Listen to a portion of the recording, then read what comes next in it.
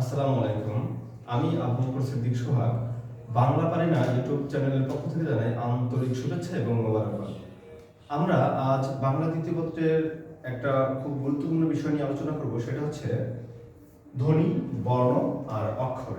এই তিনটা টপিক সম্পর্কে আমরা আলোচনা করব। ওকে, কোনটা হচ্ছে ধ্বনি, কোনটা বর্ণ, কোনটা অক্ষর, সেইটা সম্পর্কে আমরা একটু আলোচনা করব। কারণ এই টপিকসগুলো থেকে খুব খুব প্রশ্ন আসে। কোথায় কোথায় প্রশ্ন আসে আপনাকে আমি বলে দিতে পারি। এসএসসি 100% এই টপিকস থেকে একটা অবজেক্টিভ থাকবেই। ঠিক এমনই আপনার ইন্টারমিডিয়েটে যদি প্রথমে উচ্চারণের দিকে তাকান, সেখানেও এই যে অক্ষর এর ব্যবহার, বর্ণ এর ব্যবহার, ধ্বনি এর ব্যবহার আসলে লক্ষণীয়। এছাড়াও অ্যাডমিশনের যত পরীক্ষা হয় বাংলায় অবশ্যই এই ধ্বনি, বর্ণ, অক্ষর থেকে একটা প্রশ্ন থাকে। আর চাকরির পরীক্ষাতে আসলে এইখান থেকে প্রশ্ন থাকার সম্ভাবনা অনেক অংশে বেশি। তাই এই টপিকসটা আসলে আমাদের ভালোভাবে শিখতে হবে, তাহলে আমরা মোটামুটি ক্লিয়ার হতে পারবো কোনটা বর্ণ, কোনটা অক্ষর, কোনটা হচ্ছে ধ্বনি। কারণ আমরা এখনো এই পর্যন্ত এসেও কোনটা বর্ণ আর কোনটা অক্ষর সেটা কিন্তু বুঝতে পারি না। তো সেইটা যেন বুঝতে পারি, আজকের ভিডিওর পর থেকে যেন আর কোনো সমস্যা না হয়, সেটাই আমাদের লক্ষণীয় বিষয়। তাহলে চলেন আমরা আজ প্রত্যেকটা বিষয়ে অল্প অল্প বা বড় বড় বা বেশি বেশি যেটাই বলেন না কেন আমরা শিখতে পারি। ওকে, তো দেখেন প্রথম বলছি অ, আ, খ, খ, তিন। এখানে অনেকগুলো কি বড় বড় শব্দ না, বড় বড় শব্দ না। এখানে কি আনছি? এক একটা ধ্বনি নিয়ে আসছি, বর্ণ নিয়ে আসছি, অক্ষর নিয়ে আসছি। কোনটা কি সেটা দেখবেন এখন আমরা শিখছি। আমরা একসাথে সবকিছু বলতেছি, কনফিউশন না, কনফিউশন এখনই দূর করব। এই কারণে মূলত এরকম উল্টাপাল্টা কথা হচ্ছে। তো উল্টাপাল্টার মধ্যে থেকে যখন আমি গুছাবো, তখনই আপনি বুঝতে পারবেন আসলে কোনটা কি। কারণ আমরা তো এতদিন উল্টাপাল্টাই শিখে আসছি, তো সেই উল্টাপাল্টা থেকে বেরিয়ে আসার চেষ্টা করবো এই ভিডিওতে। ওকে, দেখেন এখানে আমরা লিখছি অ, আ, অ, এ, তারপরে খ, খ আর হচ্ছে তিন। তাহলে দেখেন অনেকগুলো কি তৈরি করছি আমরা? ধ্বনি তৈরি করছি। কেন এগুলো বর্ণ বলতে পারি না, অক্ষর বলতে পারি না? না, এগুলোকে সবগুলোকে বর্ণ বলতে পারবো না, অক্ষর বলতে পারবো না, ধ্বনি সেটাও বলতে পারবো না কি পারবো না সেটা আমরা একটু দেখি। দেখেন আমরা বলছি অ, এ, খ, খ, তিন। প্রত্যেকটা উচ্চারণের সময় কি তৈরি হয়েছে বলেন তো? ধ্বনি তৈরি হয়েছে। আমি কিন্তু আওয়াজ করেছি, ধ্বনি তৈরি করেছি। এই ধ্বনিটার কথাই বলছে। যা আমি করব সেইখান থেকে যদি কোনো আওয়াজ বের হয়, সেই আওয়াজটাই হচ্ছে ধ্বনি। ওকে, যে আমি কথা বলছি, আওয়াজ তৈরি হচ্ছে না, এই আওয়াজটাই হচ্ছে এক ধরনের ধ্বনি। তাহলে আমি বললাম অ, একটা ধ্বনি তৈরি হয়েছে, খ একটা ধ্বনি তৈরি হয়েছে, খ একটা ধ্বনি তৈরি হয়েছে, এ একটা ধ্বনি তৈরি হয়েছে, তিন একটা ধ্বনি তৈরি হয়েছে। তার মানে প্রত্যেকটাই ধ্বনি। এখানে কি বলতে পারি? এখানে যা আছে সবগুলো ধ্বনি, এখানে লিখেও দেওয়া হয়েছে ধ্বনি সবগুলোই। ওকে, এবার বর্ণ কয়টা এটা সম্পর্কে একটু আমরা জানি। বর্ণ কয়টা? এখানে বর্ণ আসলে আছে, দেখেন অ এটা একটা বর্ণ, খ একটা বর্ণ, এছাড়াও আরো এখানে দেখেন বর্ণ দুইটাই দেওয়া আছে, কিন্তু আরো আমি বর্ণ পেতে পারি যদি এটাকে ভাঙি। যেমন তিন বলার সময় একটা ত ব্যবহার করা হয়েছে, একটা ন ব্যবহার করা হয়েছে, বাট এইখানে আসলে এই এককভাবে যা আছে সেটাকে আমরা আনতে চেষ্টা করেছি। যেমন অ আর খ এটা এককভাবে আছে। এবার অক্ষর কোনটা? অক্ষর একটা, আপনারা দেখতেই পাচ্ছেন অক্ষর হচ্ছে তিন। কেন তিন অক্ষর? কেন অ, খ এগুলো অক্ষর না সেটা সম্পর্কে আমরা আলোচনা করব পরের ধাপে। দেখেন এখানে পরের ধাপে আমরা একটু চেষ্টা করছি সবকিছু আসলে আনার জন্য। দেখেন ধ্বনি আসলে কি, একটু আগে বলছিলাম যে কোনো আওয়াজ বা শব্দকেই ধ্বনি বলা হয়। যে কোনো আওয়াজ বা শব্দ যা হোক না কেন সবগুলোই আমার কাছে ধ্বনি হিসেবে গণ্য। এখানে অনেকগুলো কি নিয়ে আসছে বলেন তো? ধ্বনি নিয়ে আসছে। যেমন ক, ক, খ, খ, অ, অমন, তিন। এগুলো সবগুলো উচ্চারণের সময় কি হয়েছে? ধ্বনি তৈরি হয়েছে। তাই বলতে পারি আমরা এখানে যা আছে সবই হচ্ছে ধ্বনি। এবার হচ্ছে বর্ণ। বর্ণ আসলে কি?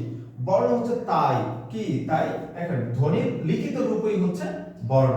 যে ধ্বনি একটু আগে যে ধ্বনিগুলো তৈরি হয়েছে সেগুলোর যদি লিখিত রূপ থাকে বা প্রতীক থাকে, তাহলে সেটা হবে কি? বর্ণ। তাই এখানে আমরা বলছি ধ্বনির লিখিত রূপই হচ্ছে বর্ণ। তাহলে বর্ণগুলো কি কি? বর্ণগুলো এখানে দেখেন আমাদের স্পষ্টভাবে দেওয়া আছে। সেটা হচ্ছে অ একটা বর্ণ, খ, ক, দ, হস্যউ, তারপরে হচ্ছে আ, ই, চা আছে, স্বরবর্ণ, ব্যঞ্জন বর্ণ। আমরা বর্ণ বলতেছি, সেগুলোকে কিন্তু অক্ষর বলছি না। আমরা বলি না স্বর অক্ষর, ব্যঞ্জন অক্ষর, ঠিক না? তাই এগুলো হচ্ছে বর্ণ। এগুলো কি বলেন তো? এগুলো হচ্ছে বর্ণ। এবার অক্ষর কি? দেখেন অক্ষর আমরা যেগুলোকে এতদিন অক্ষর শিখে আসছি, স্বর একটা অক্ষর, তারপর হচ্ছে ক একটা অক্ষর, দ একটা অক্ষর, উ একটা অক্ষর, এগুলো আসলে না ভাই। এগুলো কি জানেন? এগুলো হচ্ছে শুধুমাত্র বর্ণ। এগুলো যে অক্ষর বলবে সে ভুল, এগুলো অক্ষর হতে পারে না। আমরা একটু আগে বলছি অক্ষর কি? অক্ষরটা হচ্ছে উচ্চারণের একককে অক্ষর বলা হয়। আমি উচ্চারণ যতবার করব ততবারই আমি দেখব কয়বার আমি থেমে যাচ্ছি, কয়টা আপনার ধ্বনির মাধ্যমে অক্ষর হচ্ছে সেটা একটু দেখেন। এখানে এই কারণে বলছি উচ্চারণের একককে অক্ষর বলা হয়। অক্ষরের দেখেন আমরা এখানে লিখছি মদিনা। কয়বার বলছি? মদিনা, মদিনা তিনবারে বলছি, কিন্তু তিনটা অক্ষর। দেখেন কি বলছি? মদিনা। অবশ্যই অবশ্যই এখানে তিনবার উচ্চারণ করছি। ম এর পর একটু হলে স্পেস নিচ্ছি, তারপরে দ এর পর একটু হলে স্পেস নিচ্ছি, আবার ন। এই তিনটা ধ্বনি মিলে হইছে কি একটা অক্ষর। দেখেন আমি বলছি মদিনা, তিনটা ধ্বনি তৈরি হইছে। ওকে, তারপরে সাগর। সাগর কয়বার বলছি? সা আর হচ্ছে গর, সাগর। এখানে বলার সময় দুইবার থেমে যেতে হচ্ছে, তাই এখানে দুইটা অক্ষর। তিন কয়বার বলছি বলতো? মাত্র একবার বলছি। তিন বলতে আমার একবার সময় নিছি, আমি কিন্তু একাধিকবার সময় নেই নাই, আমি মাঝে থামিও নাই, তাই এটা হচ্ছে একটা অক্ষর। তারপর আমাদের বলা হচ্ছে আ মা দের। দেখেন কয়বার বলছি? আমাদের। এখানে তিনবার বলছি। কয়বার বলছি? আমাদের তিনবার বলছি, তাই এখানে হচ্ছে কয়টা অক্ষর? তিনটা অক্ষর। ওকে, আর এখানে তিন বলছিলাম, একটা অক্ষর। মদিনা তিনবার বলছিলাম, তিনটা অক্ষর। সাগর দুইবার বলছি, এখানে দুইটা অক্ষর। তাহলে দেখেন অক্ষর, বর্ণ, ধ্বনি সবগুলো কিন্তু ইজি। এতদিন যা আমরা শিখছি সেখানে একটু বিজি ছিলাম আমরা, ঠিক না? তাই আসলে আমরা ধরতেই পারিনি। ওকে, এবার হচ্ছে দেখেন আমরা অক্ষর সম্পর্কে একটু জানবো। আমরা কি সম্পর্কে জানবো? আমরা অক্ষর সম্পর্কে জানবো। ওকে, অক্ষর কি? দেখেন একটু আগে বলছিলাম উচ্চারণের একককে অক্ষর বলা হয়, এবং এইটা একটু আগে বলছিলাম মদিনা, তারপর হচ্ছে সাগর, তারপর হচ্ছে আমাদের। এখানে তিনটা দুইটা একটা করে অক্ষর ছিল। এই অক্ষরকে দুই ভাগে ভাগ করা হয়েছে। অক্ষর কত প্রকার? দুই প্রকার। সেটা কি? মুক্তাক্ষর আর হচ্ছে বদ্যাক্ষর। সেগুলো কি বলতো? মুক্তাক্ষর এবং বদ্যাক্ষর। তো মুক্তাক্ষর এবং বদ্যাক্ষর সেগুলোর সংজ্ঞা এবং কোনটা মুক্তাক্ষর কোনটা বদ্যাক্ষর সেই সম্পর্কে আমরা একটু আলোচনা করি। ওকে, দেখেন বলছে মুক্তাক্ষর। কি বলা হয়েছে? মুক্তাক্ষর। মুক্তাক্ষর কি আসলে? মুক্তাক্ষরের কথা বলছে মুক্তভাবে। মুক্ত বলতে আমরা মুক্তভাবে কি বুঝাইতেছি? আমরা খোলা মানে আকাশের নিচে আমি যদি দাঁড়াই তাহলে আমার একটা ফিল আসবে যে আমি মুক্ত, আমি স্বাধীন। তো এরকম স্বাধীন যদি বোঝায়, আসলে কি বুঝাবে? স্বাধীন। যেমন এখানে বলছে যখন কোনো অক্ষরের শেষে কি থাকবে না? স্বর থাকবে না, মানে স্বর চিহ্ন থাকবে না। কোন চিহ্ন থাকবে না? স্বর চিহ্ন থাকবে না, এবং তা অক্ষরকে বা ওই অক্ষরকে কি করবে? প্রলম্বিত করবে, প্রভাবিত করবে, তখন তাকে মুক্তাক্ষর বলা হয়। আবার যদি আমরা বলি যখন কোন অক্ষরের শেষে স্বর থাকে এবং তা অক্ষরকে প্রলম্বিত করে, তখন তাকে মুক্তাক্ষর বলা হয়। যেমন আমরা নদী, কবি, জুতা, এগুলা হচ্ছে উচ্চারণের সময় দেখেন আমি কয়বার থামতেছি। নদী, আমি থামতেছি বটে, কিন্তু একদম কিন্তু থেমে যাচ্ছে না, এগুলোকে টেনে লম্বা করা যাচ্ছে। যেমন নদী, দেখেন নদী আমি টেনে লম্বা করতে পারছি।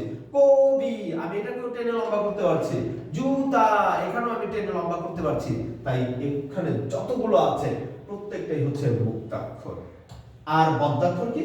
ওই যে বললাম যে অক্ষর টেনে টেনে উচ্চারণ করা যায় না, এটার বিপরীত এক কথা। ওটা টেনে লম্বা করা যায়, এটা টেনে লম্বা করা যায় না। তাহলে যে অক্ষর টেনে টেনে উচ্চারণ করা যায় না তাকে বদ্যাক্ষর বলা হয়। বদ্যাক্ষরের শেষে স্বর চিহ্ন থাকে না। বদ্যাক্ষর শেষে কি থাকে না? স্বর চিহ্ন থাকে না। এখানে স্বর চিহ্ন থাকে না, আর এখানে কি স্বর চিহ্ন থাকে। ওকে, যেমন এখানে ছিল দীর্ঘিকার, রসিকার, আকার। দেখেন আধুনি ছিল, আর এখানে রসিকার ছিল, তারপরে এখানে দীর্ঘিকার ছিল। তাহলে প্রত্যেকটা কিন্তু কার চিহ্ন বা স্বর চিহ্ন ছিল। ওকে, আর এখানে কিন্তু থাকবে না, স্বর চিহ্ন এখানে থাকবে না। ওকে, তাহলে উদাহরণ দেখি, তাহলে স্পষ্ট আমরা ধারণা পাবো। আমাদের, একটু আগে বলছিলাম আমাদের উচ্চারণের সময় কি হচ্ছে, মাদের, আমাদের দেখুন এখানে সরি হচ্ছে আমার, এখানে আমার আছে, আমার কি বলছি তারপরে মার, দেখেন আমার বলা হচ্ছে আমি টেন লম্বা করতে পারছি, কিন্তু মার, মার বলার পরে একদম থেমে যাচ্ছে, তাই এটা হচ্ছে একটা বদ্ধাক্ষর। তারপরে এখানে যদি আবার বলি আমরা, তেমনই যদি বিদ্যা, আমি বিদ্যাকে যদি ভাঙি তাহলে কি হবে, দেখেন বিদ্যা, আমি কি বলছি বিদ্যা, বিদ, দেখেন বিদ বলার পর একদম থেমে যাচ্ছি, বদ্ধতা তৈরি হচ্ছে, আমার গলা মনে হয় কেউ চেপে ধরছে, এরকম একদম দম বন্ধ হয়ে গেছে, বিদ। তারপরে আবার বলছি কি দা, তাহলে এই বিদ এটা হচ্ছে বদ্ধাক্ষর, আর তা এটা হচ্ছে মুক্তাক্ষর। ওকে, ঠিক এইভাবে আম, আম বলার পর আমি কি করতেছি, থেমে যাচ্ছে, দেখেন আম বলছি, আম বলার পর একদম থেমে যাচ্ছে, তাহলে এখানেও কি তৈরি হয়েছে, একটা বদ্ধতা তৈরি হয়েছে, তাই এটা হচ্ছে একটা বদ্ধাক্ষর। এবার বলছিলাম স্বরচিহ্ন থাকে না, দেখেন তো এখানে স্বরচিহ্ন কোথায় আছে, বিদ্যা, বিদ্যা, এখানে স্বরচিহ্ন কি আছে, জ ফলার সাথে আছে, কিন্তু এটার কিন্তু আসলে ওরকম ভ্যালু নাই। তারপরে যে আম, এখানে ম আছে, তারপরে এখানে আরেকটা ছিল আমার, এখানে দেখেন ছিল, কিন্তু মানের বেলা আমাদের কোনো ভাবে কি ছিল না বলুন তো, এখানে কোনো স্বর চিহ্ন ছিল না। এই যে বিদ্যা যখন আমরা লিখছি বিদ, এখানে কি দ ছিল, এখানে অবশ্যই কি ছিল না, স্বর চিহ্ন ছিল না। তাহলে আমরা মুক্তাক্ষর কি সেইগুলো সম্পর্কে আলোচনা করলাম, বদ্ধাক্ষর কি সেটা সম্পর্কে আমরা আলোচনা করলাম, তার মানে অক্ষর কি সেটা হচ্ছে আমরা বুঝলাম, তারপরে ধ্বনি কি সেটা সম্পর্কে আমরা আলোচনা করলাম। তাহলে এর ওই ধারাবাহিকতায় আমরা আরেকটা ভিডিওতে অবশ্যই বর্ণ সম্পর্কে আলোচনা করব, সেই পর্যন্ত আপনারা আমাদের সাথে থাকুন এবং পরবর্তী ভিডিও পাওয়ার জন্য আমাদের সাবস্ক্রাইব বাটন চাপবেন এবং বেল আইকন চাপবেন। তো ততদিন পর্যন্ত সাথে থাকেন, আল্লাহ হাফেজ।